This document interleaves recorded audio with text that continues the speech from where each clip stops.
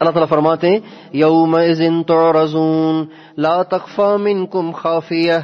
یاد کرو اس دن کو جس دن تمہیں اللہ کے سامنے پیش کیا جائے گا، تمہاری کوئی بھی چیز اللہ پاک سے چھپی ہوئی نہیں ہوگی۔ حدیث میں آتا ہے ایک آدمی کو قیامت کے دن اللہ تعالیٰ بلائیں گے،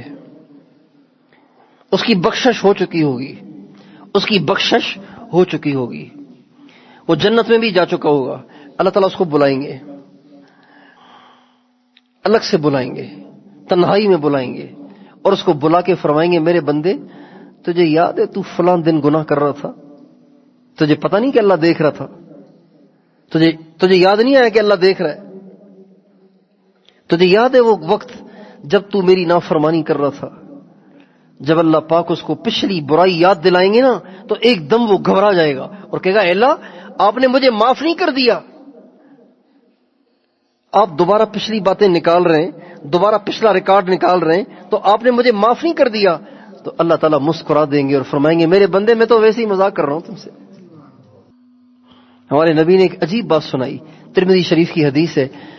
آپ علیہ السلام فرماتے ہیں کل قیامت کے دن اللہ تعالیٰ ایک بندے کو بلائیں گے اور اس کے سامنے برائیاں گنوائیں گے،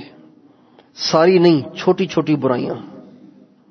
بڑے بڑے گناہ اللہ چھپا دیں گے، چھوٹے چھوٹے گناہ اللہ اس کو سنائیں گے،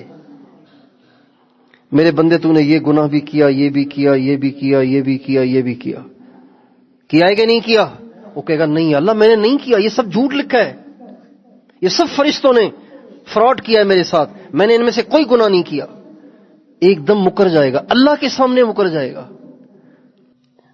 فرشتوں کو جھٹلا دے گا یا اللہ میں نے بالکل نہیں کیے یہ گناہ۔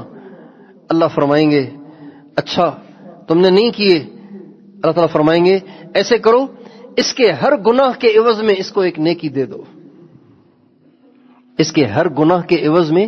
ایک نیکی دے دو۔ جب وہ بندہ دیکھے گا نا کہ یہاں تو گناہوں پہ سزا نہیں، گناہوں پہ نیکیاں مل رہی ہیں، تو وہ کہے گا یا اللہ یہ تو بہت تھوڑے، میں نے تو اور بھی بڑے بڑے کیے ہیں۔ جب ہمارے نبی نے یہ حدیث سنائی تو ہمارے نبی اتنے زور سے ہنسے کہ آپ کے دندان مبارک ظاہر ہو گئے۔ جب معاف کرنے پہ آئے گا تو ایسے معاف کرے گا